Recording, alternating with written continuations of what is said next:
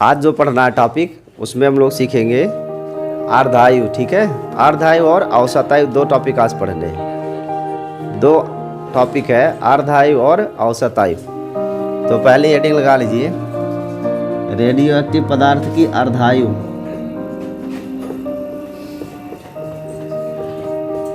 Radio active पदार्थ की अर्ध आयु, हाफ लाइफ।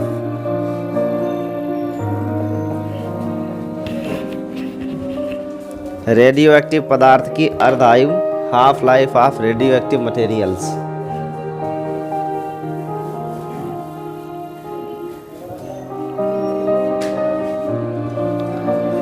लिखिए, किसी रेडियो एक्टिव पदार्थ के लिए वह समय अंतराल, किसी रेडियो एक्टिव पदार्थ के लिए वह समय अंतराल, किसी रेडियो एक्टिव पदार्थ के लिए वह समय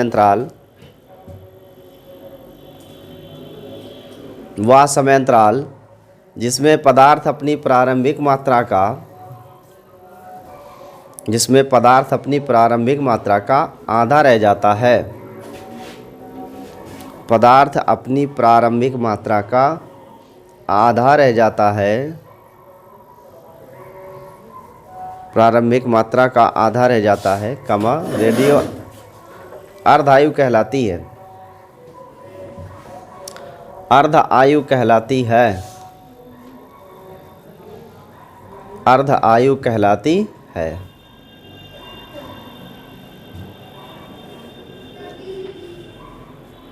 अर्ध आयु कहलाती है। तो हाफ आयु क्या अभी, अर्ध आयु क्या है, यही पढ़ना था ना हम लोगों को आज। रेडियो एक्टिव पदार्थ की अर्ध आयु, कोई भी रेडियो एक्टिव पदार्थ होता है तो उसमें से स्वतः ही कुछ अदृश्य किरणें उत्सर्जित होती रहती हैं जो फोटोग्राफी प्लेट को प्रभावित भी करती हैं। और भी बहुत सारे गुण होते हैं, उनमें से हमें पता है कि अल्फा बीटा गामा नाम की किरणें होती हैं जो उत्सर्जित होती हैं। ये किरणें जहाँ से उत्सर्जित होती है वह है परमाणु का नाभिक, और उस नाभिक में से एक समय पर केवल दो ही प्रकार की किरणें आएंगी, या तो अल्फा गामा या बीटा गामा, यानी अल्फा बीटा एक साथ कभी नहीं होगा। अब किसी परमाणु का जो नाभिक है, जब वहाँ से ऊर्जा बाहर निकलेगी तो एक निश्चित समय बाद उस परमाणु से ऊर्जा का उत्सर्जन बंद हो जाएगा। फिर वो रेडियो एक्टिविटी की जो प्रॉपर्टी है उस पदार्थ की वो समाप्त हो जाएगी और वह पदार्थ बन जाएगा अस्थायी नाभिक, ठीक है। तो जो नाभिक था अस्थायी वो बन जाएगा अस्थायी। ऐसा होने में उसका पूरा एक निश्चित समय लगेगा। उस समय में हमको पता नहीं कि क्या समय अंतराल बनता है, बट उसके आधे आयु के बारे में हम यहाँ चर्चा करने वाले हैं। कि मान लो कि आज कोई पदार्थ है जिसकी मात्रा कितनी है, n0 है, और ये टाइम t बराबर 0 की बात है, और पदार्थ की मात्रा कितनी है, n0।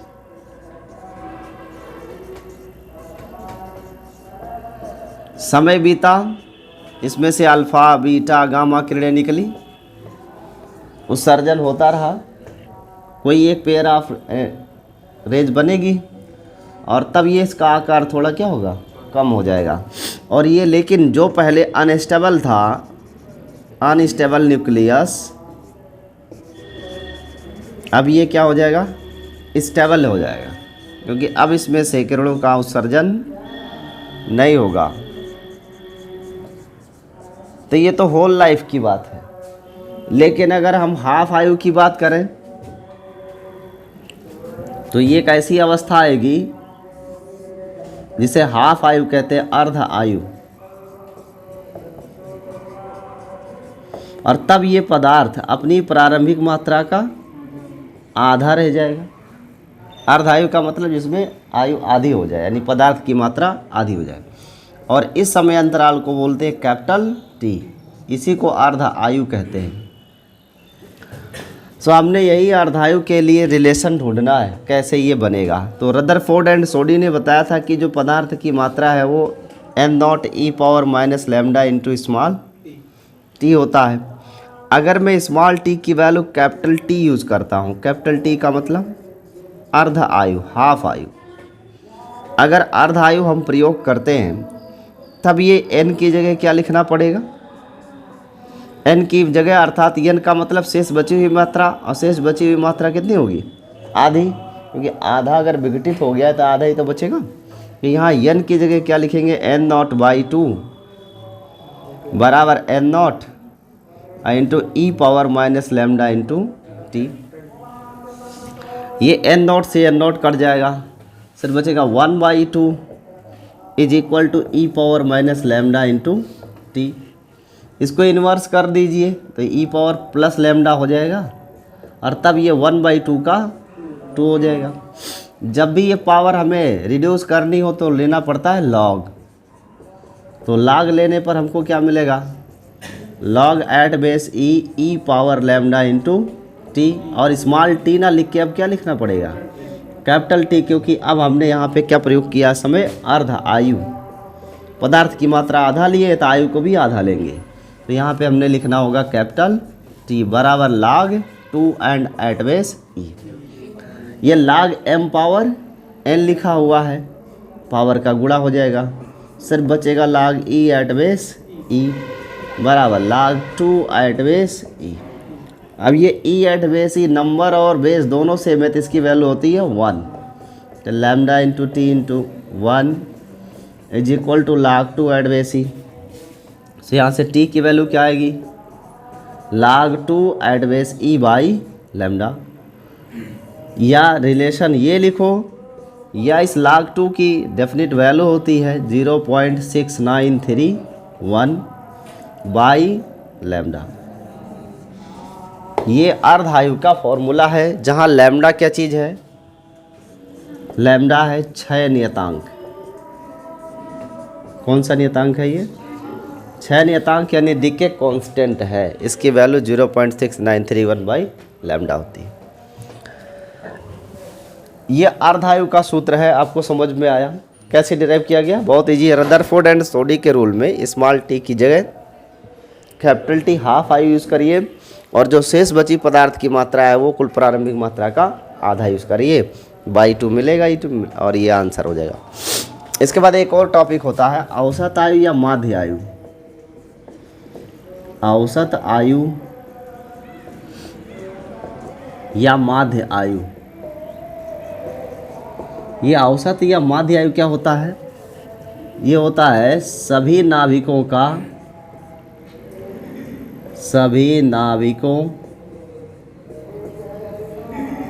की आयु का औसत मान।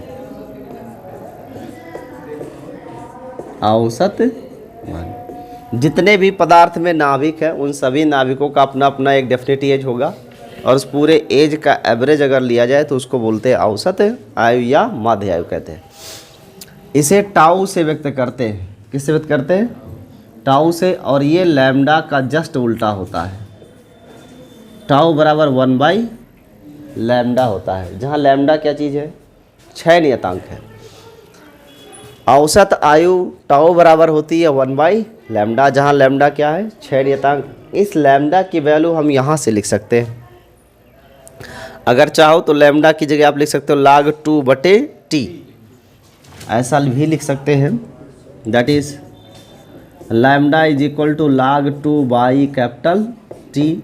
ये वैल्यू यहाँ पुट करेंगे तब टाउ की वैल्यू क्या आएगी? देखो 1 बाई लैम्डा लेंगे, अगर लैम्डा log 2 बाई टी है तो 1 बाई लैम्डा इसका उल्टा होगा, टी बाई log 2 ही तो होगा। That's it. ये है औसत आयु या माध्य आयु तथा अर्धायु के बीच में संबंध। या आप log 2 की वैल्यू भी रख सकते हो, कैपिटल टी बाई 0.6931। यह भी एक संबंध है जो औसत आयु और अर्धायु के बीच में है। तो एग्जाम में अगर आपसे अर्धायु पूछा गया तो आप बताओगे कि वह समय अंतराल जिसमें पदार्थ अपनी प्रारंभिक मात्रा का आधा रह जाता है उसे अर्धायु कहते हैं।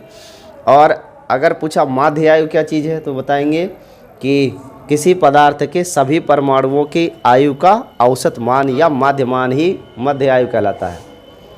हाँ क्या कह रहे हो? नाभिक, यस, नाभिक में से ही तो उत्सर्जन है, तो उसी की आधी आयु और पूरी आयु लेंगे ना, पदार्थ की थोड़ी ना लेनी है। तो किसी पदार्थ के लिए अगर औसत या आयु या मध्य आयु पूछा तो यही बताएंगे कि पदार्थ के सभी नाभिकों के आयु का औसत मान ही अर्धायु या मध्य आयु कहलाता है, सॉरी औसत आयु या मध्य आयु कहलाता है।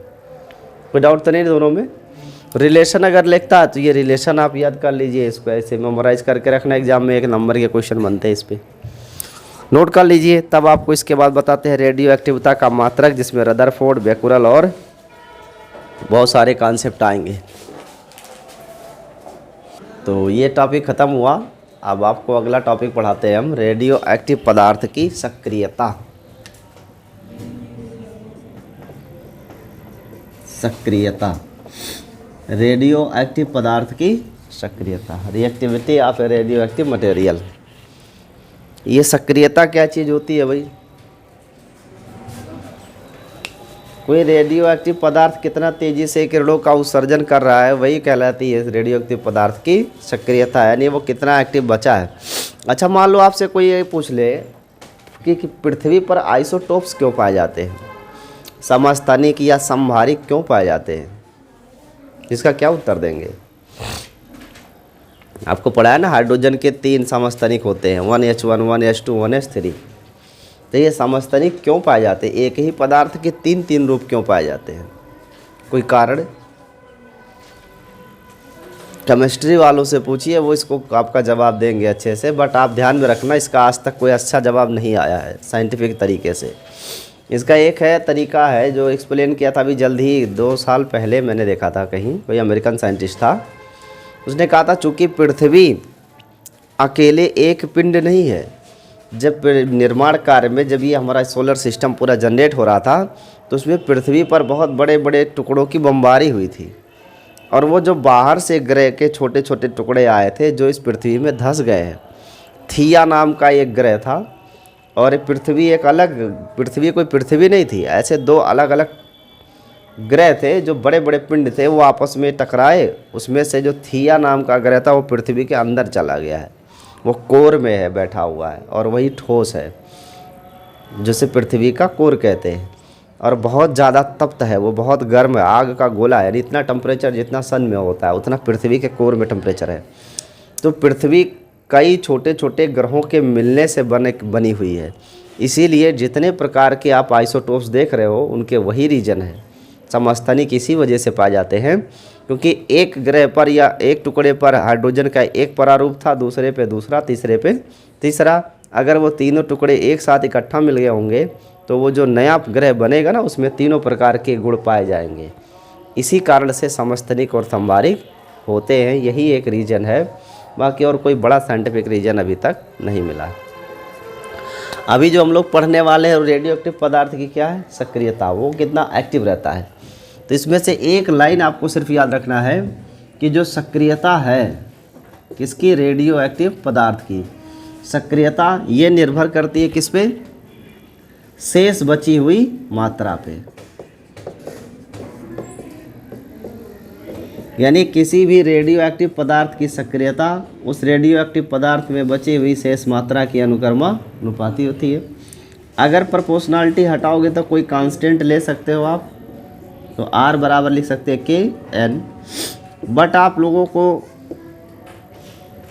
एक रिलेशन मालूम है कि स्मॉल t बराबर अगर कैपिटल T हो, स्मॉल t बराबर क्या हो, कैपिटल T क्या चीज़ है, अर्धायु, तब ऐसे में पदार्थ की शेष बची मात्रा प्रारंभिक मात्रा की क्या हो जाती है, आधी ही तो होती है, या हम कह सकते हैं n0 इंटू 1/2 पावर n।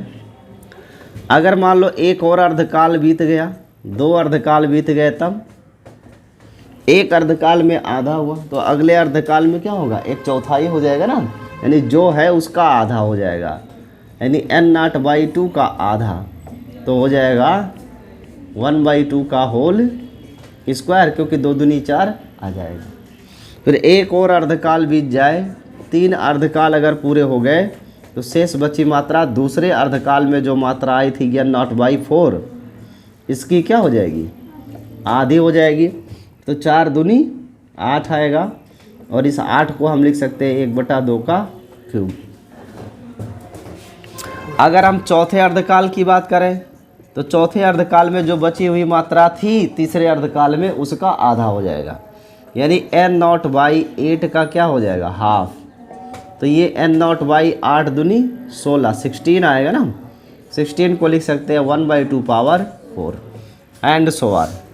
ऐसे अगर ऐसे आप 90 अर्धकाल की बात करते हो NT, तब शेष बची मात्रा n बराबर क्या लिख सकते हैं, n नॉट इंटू 1/2 पावर क्या लिखेंगे। देखो जब एक अर्धकाल था 1t तो पावर 1 आया, 2 अर्धकाल 2t तो 2 आया, 3 अर्धकाल 3t के लिए 3, 4t के लिए 4। ऐसे अगर nt है तो पावर क्या आएगा, n आएगा।